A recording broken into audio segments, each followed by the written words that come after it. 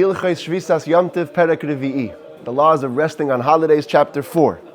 Today, we're going to be focused, mostly in the beginning at least of the chapter, on lighting fire on holidays. We know that's the one thing we're allowed to do.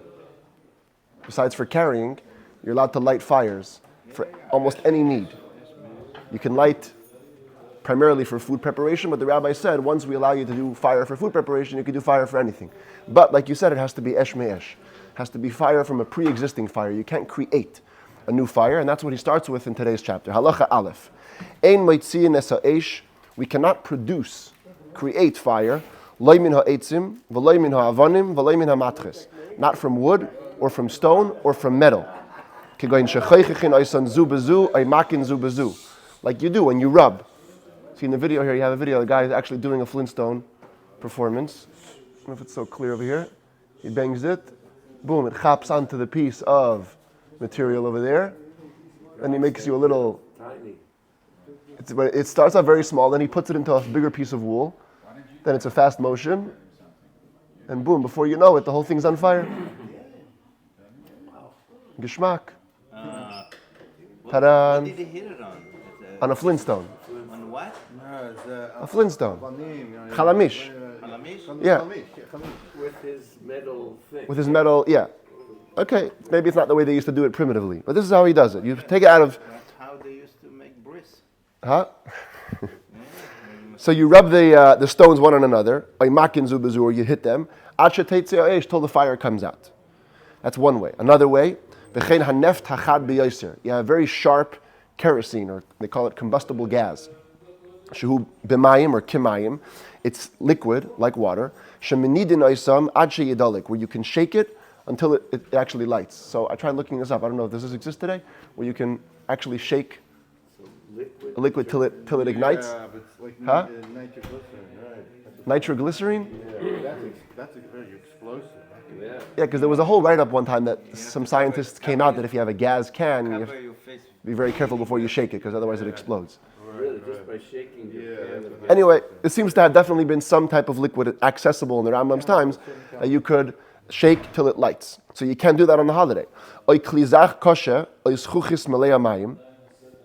Or a very tough, clear utensil or glass. Here it says full with water, but you don't really have to have glass full of water. All you have to do is you have a glass and you direct it right. You have over here. You put it against the eye of the sun. Till the heat reaches some flax or something like it. The yidalate, and it lights. Today we call it a magnifying glass. Exactly. You put it and you light the leaves. You make a little trouble when you're a kid. So you can't do that on holiday. Everything like that is forbidden on holidays. What's permitted on holiday is to light something from a pre-existing fire.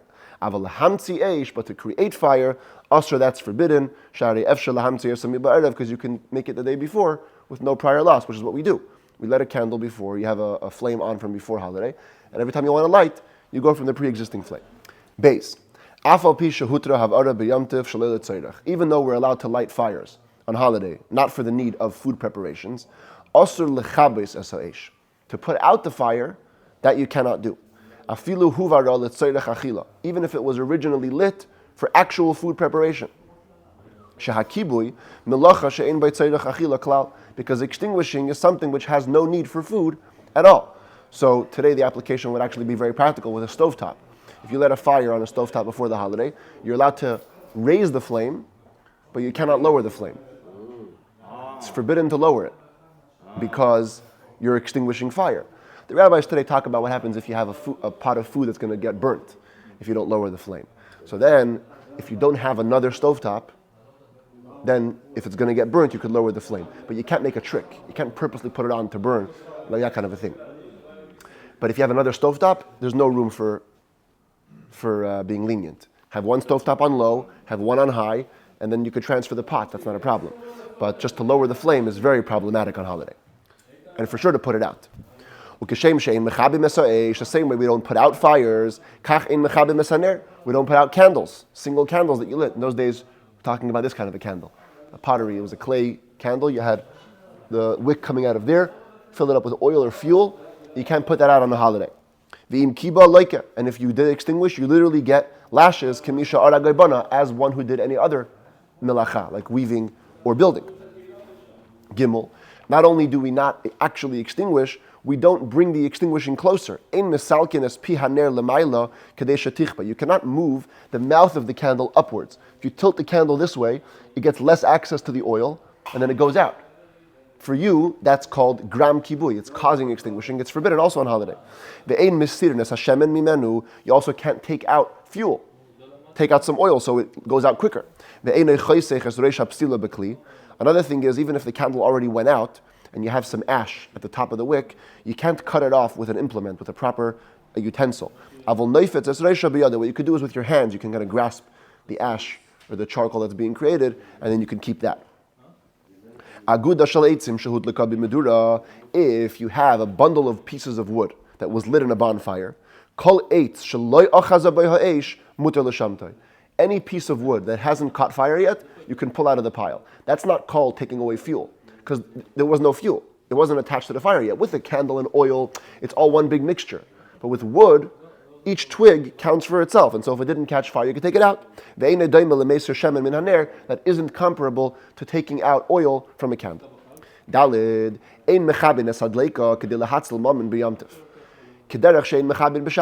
same way we don't allow you to put out a fire just to save your money on Shabbos, you're not allowed to do it also on holiday. In Hilchos Shabbat, we talked about that it's the Rambam's very strict opinion. Other commentaries argue, they say that, especially today, when destroying property could ultimately lead to also life problems, because if you let your house just burn down, it could be gas explosions, other things could lead to worse problems. Plus, today, the rabbis are in other ways also lenient about saving your money. So if there's nobody at home and there's a fire in your house, ask a rabbi. There's ways to get around it. But in the Rambam's opinion, no. If it's saving lives, sure, put out the fire. If it's only saving money, no putting out the fire. You leave the fire alone and you go out. What if a goy? Huh? What if a goy? On Shabbos, you can't even tell a goy. What? On Shabbos, you can't even tell a goy. If he comes on his own, it's okay. Neighbor called the... Oh, if he called the fire, that's no problem. If he called on his own, no problem. Also, you cannot put out the fire in order to be able to engage in marital relations. Put out the candle, I'm sorry. Because if you have a candle in the room, we only do relations in the dark, so you can put it out to have the relations. And l'kaifal of kli, what you could do is you can cover it with a utensil. Of course, not in a way that puts it out. It's a utensil with with a hole in it, so it stops the light from coming out. Or make a partition between you and the candle. Or remove the candle on holiday. You can move the candle, move it to another room. If you cannot do any of those things, you don't have a vessel to cover, you don't have a partition, you don't have another room, it's forbidden to put out the candle, but and you cannot have relations till the candle goes out on its own. Hey. Before the Shabbos lamp. Huh? Before the Shabbos lamp, exactly. Today we have just turned it around, boom, you're good. Hey. On holiday, we're allowed to move candles around while they are lit. We don't worry, there's no decree, perhaps it's going to lead you to extinguish it. You cannot put the lamp onto a palm tree or something like that on holiday, not because there's an essential problem with that, but since the lamp is on the tree, that might lead you to use the tree on holiday, use things that are attached to the ground, which could lead you to picking it, which is problematic, so keep your lamps off of trees. Vav. You cannot create incense on the holiday. I know ma'ashnin today in modern Hebrew means to actually smoke it, but we're not talking about smoking incense. This is talking about literally creating a mixture of incense for a good smell. Because essentially you're extinguishing some of those the spices, the herbs. Even if you made the incense with the intent to smell it, not okay. Needless to say, if you want to get the house to have a good smell, the air freshener, or clothes to smell good, it's for sure forbidden. What you could do is, though, you can smoke under fruit, produce, to make them fit for eating, like smoked grain, let's say. The same way you can roast meat on a fire, we're not going to stop you from toasting your grain. We can sweeten mustard with red hot metal. But not with a proper coal. Because when you bring the coal to the mustard, you're going to be putting out some of the coal. If it's a red hot metal, there's no actively putting out anything, it's just hot metal. But if it's like wooden coal or charcoal, that's forbidden. We also do not put out a fire just to stop a pot from smoking up or the house from smoking up. What you do is the commentators say, just move the pot. It's not a right or a license to put out the fire. You move the pot. What about smoking actually? Cigarettes or cigars on holiday? Actual smoking? It's a big machlekes. Today, practically, people are more lenient today when it comes to cigars. When it comes to cigarettes, the modern day poskim, they write, people know the dangers, so keep away. Some say on the first day to be more strict, second day of holiday to be more lenient. And Rosh Hashanah on both days. The Frierdiker Rebbe made a personal request. He wrote a letter about kashan nafshit, not to smoke on Rosh Hashanah. People are hooked, so... People are hooked. Yeah. But halachically, there's less of a problem.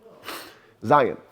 You cannot fan a fire with a proper fan on holiday, so you don't do the way of artisans, the way professionals do it.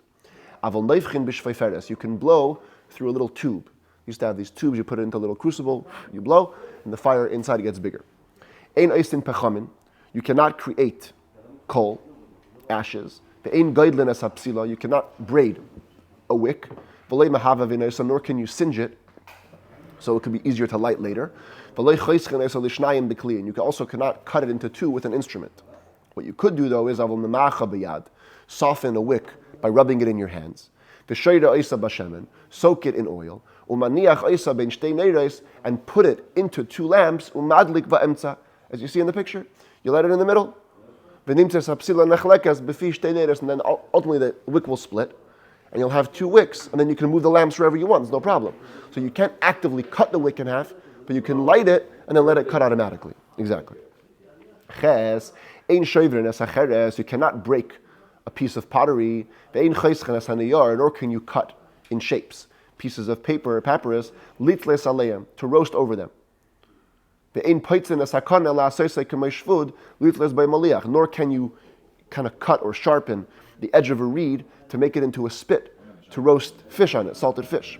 Shvud shenirtzaf, if you have a spit which became bent out of shape, even if you can bring it back into shape only with your hands, you're not allowed to fix it on holiday. And if you have two utensils that are attached from when they were made, two lamps that were attached to each other, or two cups. Today you have it a lot, like two candle holders, let's say. They're stuck together. We do not divide them into two. That's like fixing a utensil, which is forbidden on the holiday. Tess. You may not sharpen a knife on its proper sharpener. Here you have a classic sharpening stone. You sharpen the knives. You can't do that on holiday. What you could do is sharpen a knife on other wood or pottery or stone, something unusual. Says the Rambam, this is one of those halachas that we don't tell everybody in public. You don't get up at the speech and say this halacha. So not to lead the people to sharpen it on the proper sharpener. The rabbi said, I could put it on the stone. Oh, he means the real sharpening stone. No. Just it's a private one-on-one thing you teach. When do we say this halacha? If the knife is at least able to function in some way. It's not fully dull.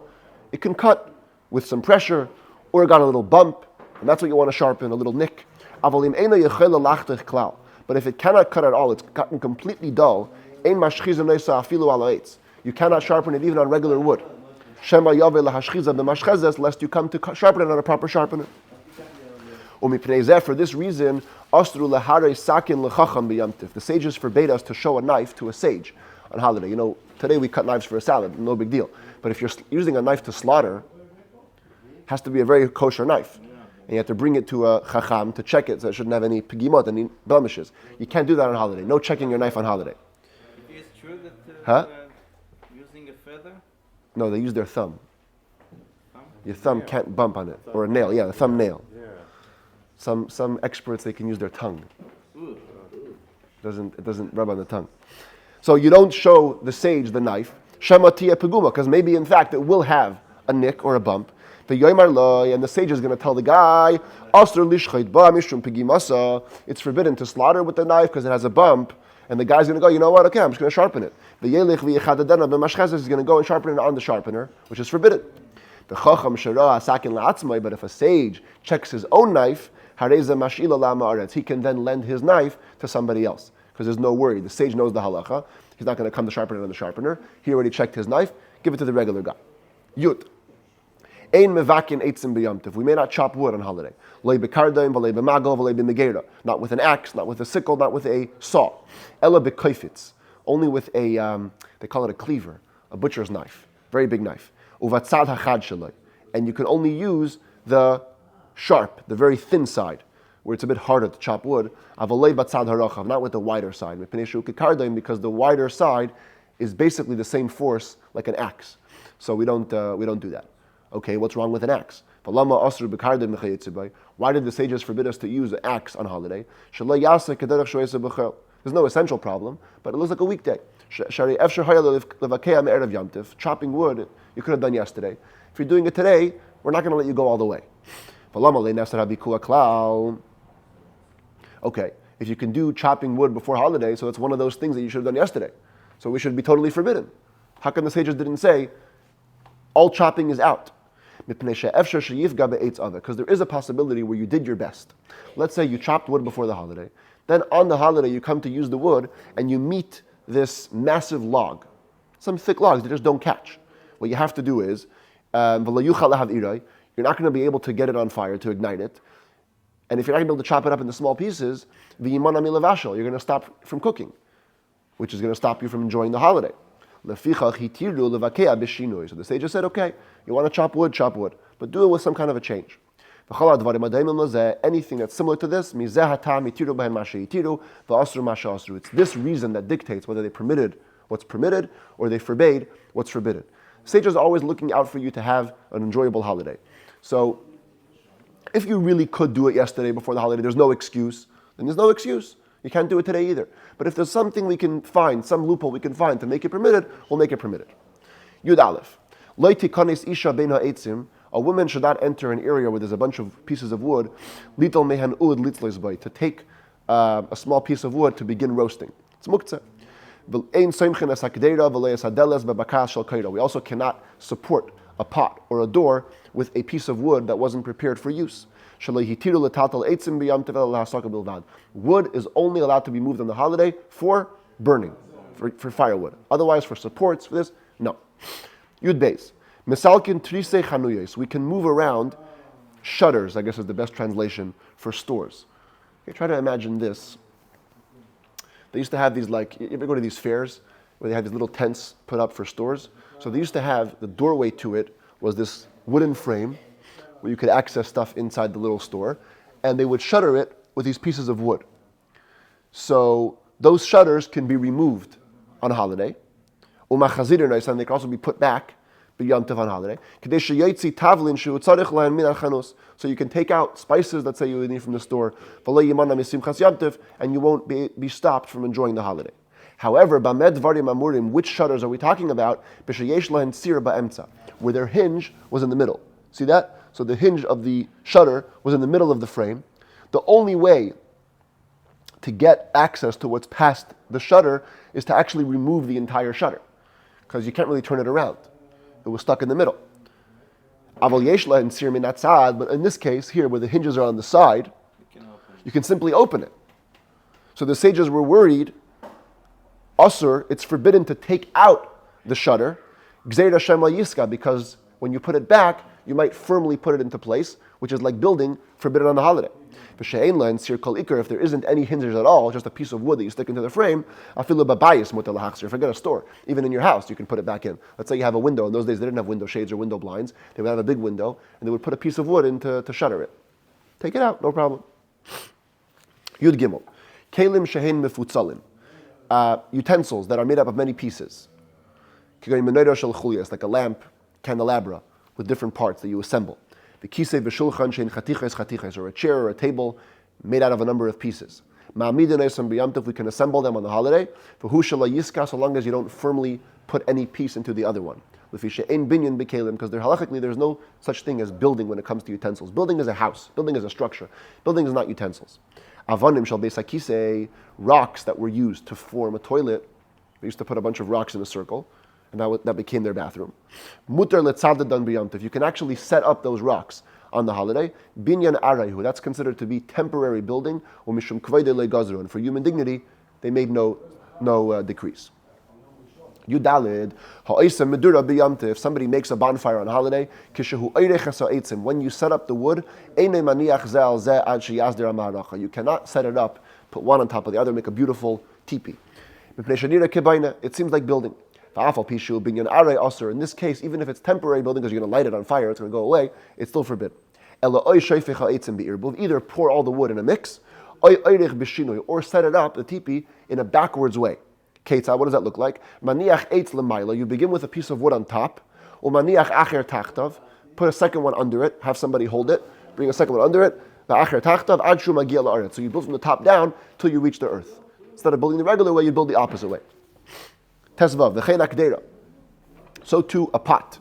You hold the pot. If you want to create a support under the pot, today we have stoves, so it's very easy, just put on the stove. But if you wanted to make a support for it, you can't build the support and then put the pot. First you take the pot, hold it midair, and bring the stones, put it under. And put the stones under it. Don't put it on top of the stones. Same thing a bed. If you're building a bed frame, hold the bed frame, the beams on top, and then put in the feet from under. Afilu beitzim, even eggs, says the Rambam. Lo yamid oisan shura al gabe shura ad sheyamdu kamei migdal. No setting them up, row on top of row, till they stand like a nice little tower. You change, you begin from top to bottom. It's pretty hard. You hold the top egg, then you bring the bottom egg, and you put the supports. Anything similar requires a change. The Alter Rebbe in Shulchan Aruch writes that this is only if you're using the eggs not for food. Let's say you wanted to create a nice decoration with some airspace in between, so you can maybe light it, or you can use some kind of, if you're using the air in between the shapes, that's when you have to build it backwards. But if you're just simply piling it away for food storage, then you can go the other way too. Tezayin, Mesirin Zvuvin Hanislim Bebehema. You ever see this? It's pretty, get pretty nasty for the cows. The flies attach themselves to them, and it can be painful. So you can remove those flies that are attached to an animal,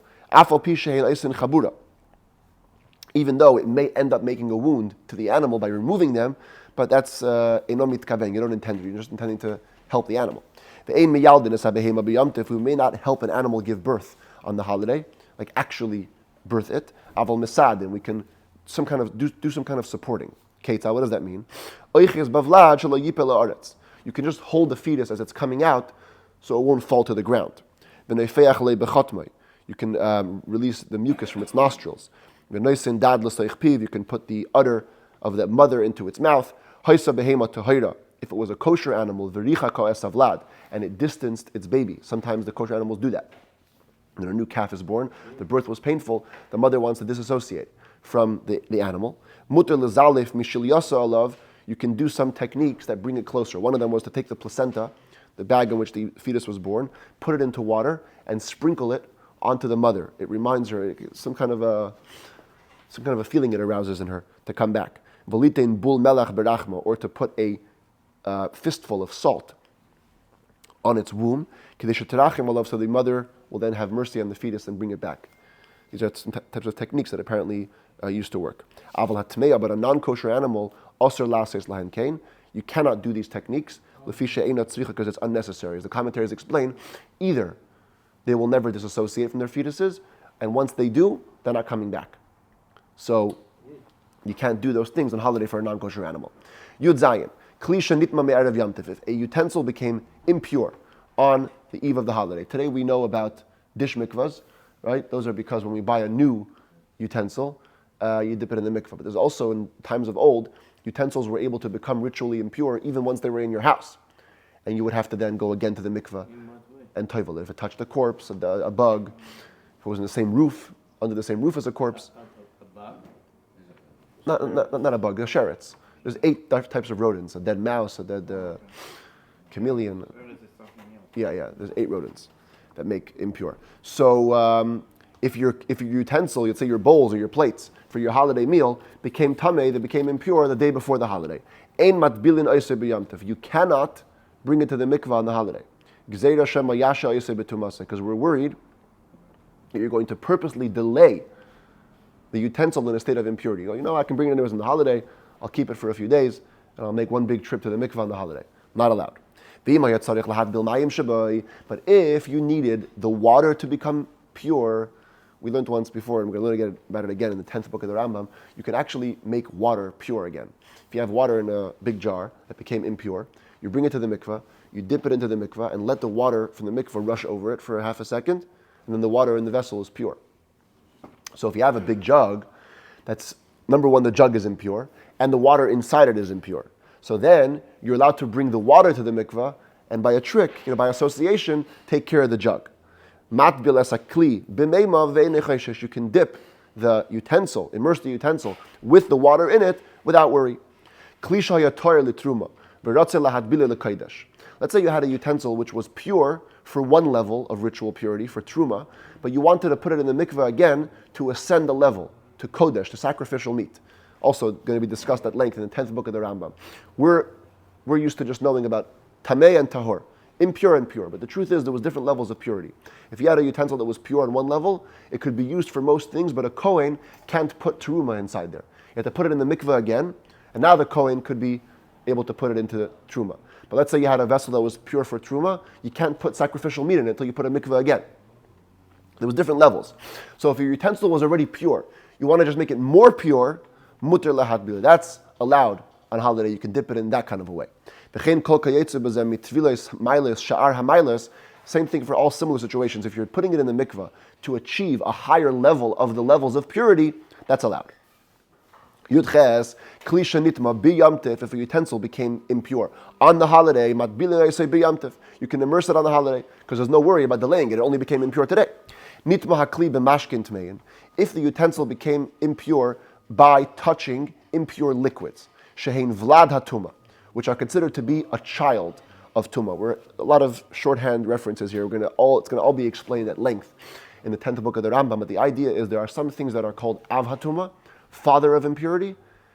Other levels are called vlad hatuma, babies or children of impurity. So when you touch impure liquid, that's called vlad hatuma. That's one of the lower levels of impurity. So if the utensil became impure by contacting impure liquids, Erev Yom Tiv, before the holiday, then Matbilin Eiseh B'Yom Tiv. Then we allow you to put it in the mikvah on the holiday. Lefisha Torah min Torah, because biblically it's considered to be pure, as will be explained in its place. Only rabbinically it's impure. So the rabbi said, you know what, we're not going to make our decree in this case. Umadlin bidli tamei v'hu Torah me'elav. You can draw water from a well with an impure bucket, and then boom, it's in the well, it becomes pure. Nida she'ein la begadim lahachlif, if a woman is on her menstrual cycle. She has to go to the mikveh, but she has no other clothing to change into. She only has the pure that she was wearing, which also became impure with her. Ma'aremes v'toiveles bivgadeha. She can make a trick and go into the mikveh with her clothes and purify herself and her clothes. And the commentaries say it has to be very, very loose-fitting clothes. Because if it's tight-fitting clothes, it's a chatzitz, that's an interruption. That's not allowed. But in those days, they had very loose cloaks. So she can go in with her clothes, no problem. Yutes. Dvarim rabim asru b'yamtiv mishum gzeras mekach umemkar. There are many things that the sages forbade us to do on holiday because it looks like buying and selling. It could lead to business transactions. Number one, ketzad. What does that look like? Ein paiskim damim lechatchila al habehema b'yamtiv. You cannot decide a price initially on an animal on holiday. Let's say you have a bunch of animals in your backyard. I need to make holiday lunch. So I come to you, I say, hey, give me one of your cows. How much are you going to charge me? You can't say a price. What you have to do is, you bring two animals that look very similar. Slaughter one of them, divide the meat as you want. The next day you figure out how much the second one is worth, and based on that you divide the payments. And each person who took part in the animal pays his share. Even as they divide the meat amongst them, lo yoymar zeh the person dividing shouldn't say, Ani b'sela va'ata b'shnayim. I'm going to pay 1 sela, you're going to pay 2 selas. She'ein mazkirin shum damim. We don't mention money amounts on holiday. Elazar netel shlish v'zer revia. You say, this guy's taking a third, he's taking a quarter. You can mention amounts, proportions, but no money amounts. Chaf. Kishahin mechalkin. Furthermore, when you divide the meat, lo yishkelu b'maznayim. Don't use the scales to weigh it and divide it equally. She'ein mashgichin b'kaf maznayim kol ikar. On holiday, we don't use scales at all. Afilu litin b'basar l'shamrim min ha'achbarim. Even to put meat in it to guard it from the mice. You don't want to put it on a surface. You could hang it from the roof, hang it from the scales, so the mice can't access it. You can't use a scale for that. Asr. Im hayu ha'maznayim tluyin, if the scales were hanging. Mipnei shenira k'shekel b'chaf maznayim, because it looks like you're weighing on the scales, which looks like business, which is forbidden. Tabach uman, if you have an expert butcher, asr lishkol biyada, he can't even weigh with his hand, because he knows how to feel how much things weigh. He can't use that. But asr lishkol b'kli malei mayim, you also cannot weigh with a utensil full of water. This was a way, apparently, you would go by how much it displaces. You put meat into a jug of water, and then by the amount of water that it pours over, you know how much it weighed. You can't do that on holiday either. Ve'ein matilin chalashim al hamonos. You cannot make raffles over portions of food. Aval matilin chalashim al basar hakodashim b'yomtiv. Except if it's sacrificial meat, then you can make raffles. Kedei lechabev es mitzvah, to show your beauty, how much you cherish the mitzvah. The commentators explain this type of raffle is a very interesting raffle. You would take a bunch of pieces of meat or a bunch of pieces of food of different sizes, different portions. You put them in a line. Then you take a group of people, and each person takes out of a basket, let's say, a bunch of different objects. Okay, each person picks an object, then you put it back in the basket. Then a guy who wasn't there takes the basket and just puts the objects on the pieces of meat. And then everyone has to come back, and whatever object they pick, that's their piece of meat, and that's their piece of food. Very long-winded raffle. So you can't do that on holiday for regular food, but for sacrificial food, you can do it. Chaf Aleph, lo yomer adam latabach, a person shouldn't tell a butcher, tainli b'dinar basar, give me a dinar worth of meat. You don't mention money on holiday. Ela tainli chelek oy chatzi chelek. You say, give me a portion, give me half a portion. Ulemachar oisin cheshbon al shavir, and the next day you make a calculation how much it's worth. B'chein lo yikach mi ba'al chanus b'mida oy b'mishkal. You don't buy stuff from a store owner using measurements or weights. Ela ketzadu. So what do you tell, or what do you do? You come to the store, you bring him your box, you say, fill me up this box with figs or pomegranates or whatever. The next day you come back and you pay the worth. Even if the box that you're using is a measuring cup, it has, everybody knows 1 pound fits in this box, he can fill it up because he didn't say the word measurement. As long as you don't mention the word measurement. If you have a baker, he can measure out exactly spices and put it into a pot. You don't want to mess up the dish. So here that's the one time measuring is allowed. But a woman should not measure flour to the dough because you can eyeball it. You don't have to actually measure it. You cannot measure the barley you're putting in front of your animal. Estimate and put it in front of her. You can buy from a store owner eggs or walnuts with a number, anything like it. You could say, give me 20 eggs, a dozen eggs. So long as you don't mention money amounts or a specific number. Schum here means total. Is the owner of the shop allowed to open on holiday? Yeah. Businesses are open on Yom Tov? Well, these private stores. It wasn't like a big supermarket where they had electric. It was a private store. You went to the guy. Like a little makolet, exactly. He would provide, and you did the accounts the next day. But you cannot mention total of the number. What does it mean mentioning the total number? Let's say you already owed the store owner for 10 pomegranates or 10 walnuts. Don't go to the holiday and say to him, give me 10 so we have a total of 20. You can't mention the total. Take whatever you need without stipulation. Tomorrow make a calculation. You can go to a store owner or the shepherd that you usually use, or the fattener, the animal fattener that you usually use. Take animals, birds, whatever you need. Again, you don't mention money or the numbers. These loans that were made on holiday, you go to the makolet, take your stuff, and tomorrow you have to pay the money. The rabbis allow the store owners to take you to court if necessary. Because if you're going to say, you know what, it's holiday, don't mention any money, you can't take me to court later, then of course, no store owner is going to open his store. He won't give you anything. And you're going to be stopped from enjoying the holiday. Chavav, final halacha, we return to the famous Trumot and Masrot, right? When you have produce, you give 2% to the Kohen, 10 to the Levi, another 10 you take to Yerushalayim. Says the Rambam Chavav, Afal pi she'ein magbihin trumo ma'asers b'yamtiv. Even though you don't initially separate the tithes on the holiday, im hayu like trumos from ma'aser shehigbi an me'emesh. If you already had tithes that you removed yesterday from your property, from your produce, hareza ma'lichay lakayin b'yamtiv. You can take it to the Kohen on the holiday. Ve'ein tzarich leimar, needless to say, chala. If you took dough for the Kohen, you can bring it to him on holiday. Uzraya ulechayayim bekeva. Foreleg, the cheeks, and the stomach. These are 3 parts of an animal that whenever you slaughter, you give to the Kohen. Certainly you can bring them to the Kohen on the holiday. The Gaboy, tzedakah, people that are the regular collectors for tzedakah, they can walk around and make their collections from different courtyards on holiday. They should not make public announcements like they do in the weekday. Hey everybody, we're here to collect the tzedakah. They collect, in quietly, modestly, and store it all in their laps, in their bosoms. And then they go out and give out the tzedakah to every neighborhood on its own, and that's the way you collect tzedakah on the holidays.